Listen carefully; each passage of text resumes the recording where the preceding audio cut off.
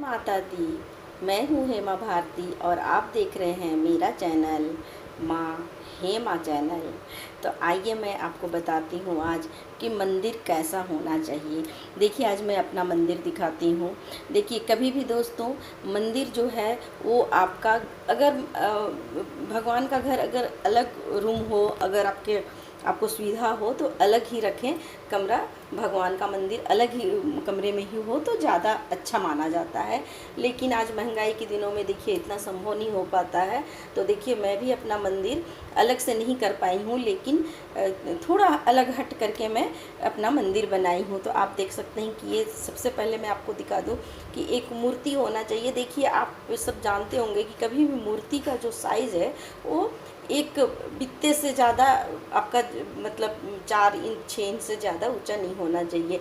लेकिन देखिए मैं माता रानी को मूर्ति रखी हूँ और बड़ी मूर्ति रखी हूँ, क्योंकि ये मेरा थोड़ा सा अलग कुछ बात है, इसलिए मैं रखती हूँ अपनी माता रानी को हमेशा अपने साथ। और ये मेरे मंदिर की मेरे घर जैसा मंदिर का सबसे मुख्य सदस्य है माता रानी। इनके बिना मेरा घर अधूरा है। और दूसरी बात ये है कि अपने मंदिर में आप फ़ोटो रखें, इस तरह से फ़ोटो ही रखना चाहिए। और अगर आप मूर्तियाँ रखते हैं तो छोटे साइज़ के रखिए। देखिए ये मेरा सबसे फर्स्ट फ़ोटो है। जब मैं अपना गृहस्थ जीवन शुरू की थी तो मैं सबसे पहले यही शिव परिवार को मैं स्थापित की थी। पार्वती, शिव और गणेश जी के साथ ही मैं अपने गृहस्थ जीवन को शुरू की थी। तो ये हो गए।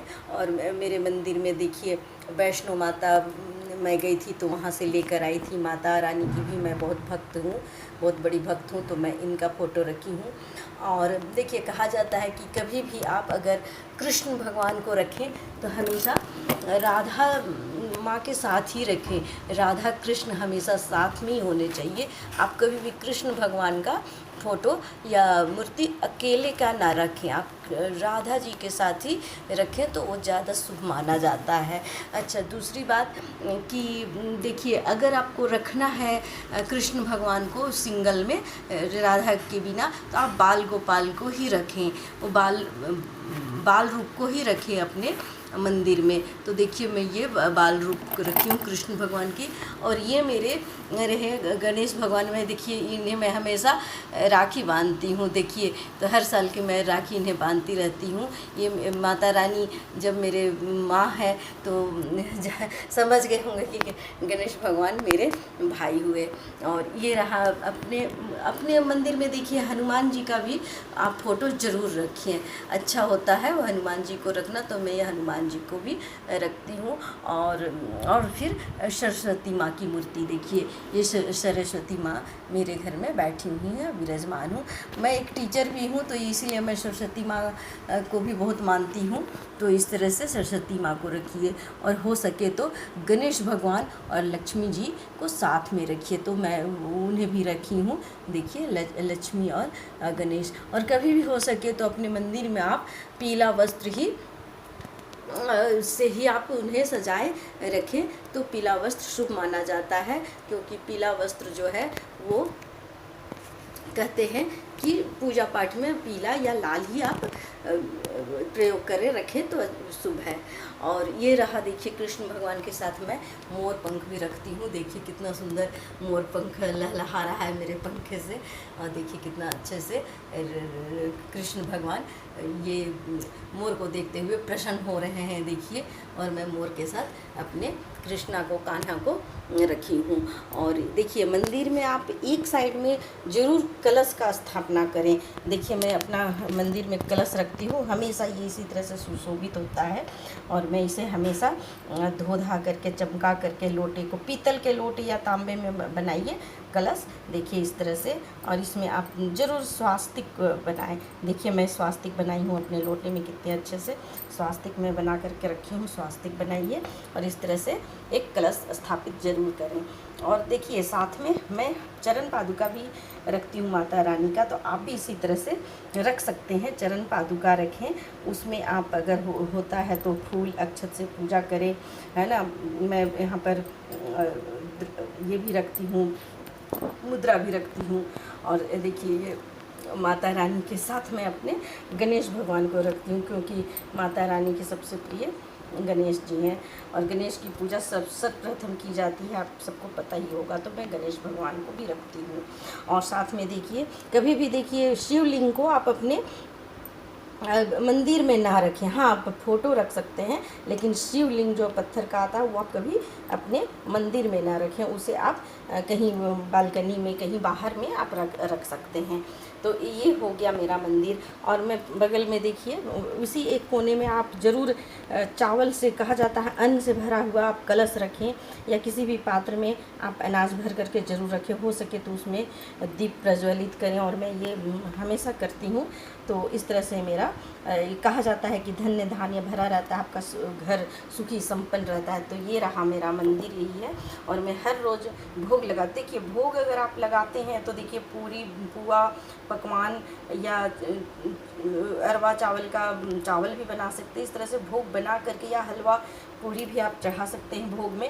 लेकिन देखिए दोस्तों, बहनों, माताओं, ये तो हर दिन संभव नहीं है, नहीं हो पाता। इस भाग दौड़ की ज़िंदगी में हम हर दिन भोग नहीं माता को या भगवान को चढ़ा पाते हैं। तो आप देखिए, सबसे शुद्ध माना जाता है। अगर आपके पास कुछ नहीं है, आप नहीं कर पा रहे हैं, तो देखिए तुलसी की पत्ती है ना, तुलसी के पत्ते से ही आप भोग भगवान को चढ़ा। पुष्प ना हो, अगर भोग ना हो, किसी तरह का भी कुछ अगर आपको कमी है पूजा में, तो आप तुलसी के पत्ते से देखिए आप पूजा कर सकते हैं। उसको चढ़ा दीजिए, सब कुछ अर्पण हो जाता है अगर आप तुलसी का पत्ता से पूजा करते हैं तो।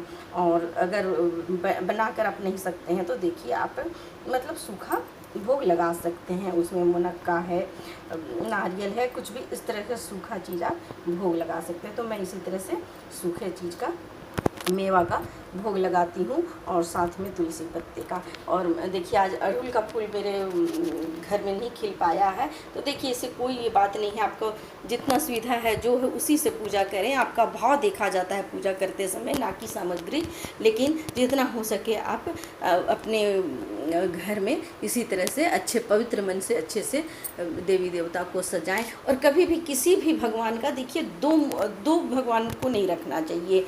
आप एक एक की मूर्ति या फोटो ही लगाएं, दो ना लगाएं। तो इस तरह से ये मेरा पूजा रूम है देखिए।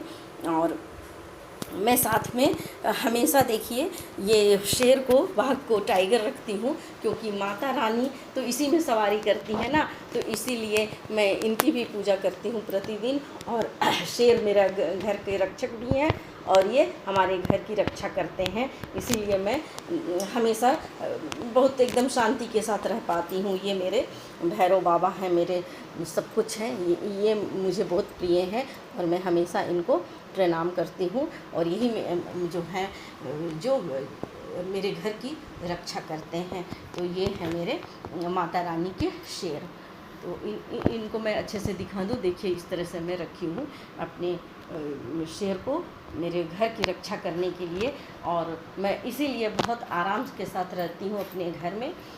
तो ये रहा मेरा मंदिर, आपको दिखा दिए कि ये मेरा किस तरह से मैं मंदिर में पूजा पाठ करती हूँ। चलिए दोस्तों, उम्मीद है कि आप मेरे वीडियो को देख करके एक नया अनुभव किए होंगे। और देखिए मैं माता रानी को कल ही एक वीडियो बनाई थी कि चूड़ी चढ़ाई थी। और मैं इसी तरह से कुछ न कुछ देखिए, ये सुहागनों के लिए भी मैं बनाती हूँ वीडियो। देखिए माताओं, तो सुहागनों के लिए मैं हमेशा रह करके वीडियो बनाती रहती हूँ। कभी कुछ में, कभी चूड़ी से रिलेटेड, कभी सिंदूर से। बहुत जल्द मैं आलता का बताऊँगी, मेहंदी का बताऊँगी। तो ये सब मैं बनाती हूँ सुहागनों के लिए, ताकि उनको पति का प्यार मिलता रहे और पति का लंबी आयु हो उनकी, और वो आनंद सुखमय और सुखी समृद्ध रहें।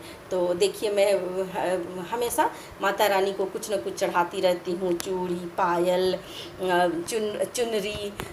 चुनरी, फिर कभी आपको कुछ भी मतलब इस तरह से हार पहनाती हूँ। देखिए माता रानी के साथ ये सिंदूरा मैं रखती हूँ। तो इस तरह से कुछ न कुछ हमेशा मैं माता रानी को चढ़ाते रहती हूँ। तो उम्मीद है दोस्तों का आपको मेरा वीडियो ये बहुत ही अच्छा लगा होगा। तो चलिए अगले वीडियो में फिर मिलते हैं, तब तक के लिए मुझे आज्ञा दीजिए और मेरे वीडियो को सब्सक्राइब करना ना भूलें और बेल आइकन को ज़रूर प्रेस करें। धन्यवाद। जय माता दी।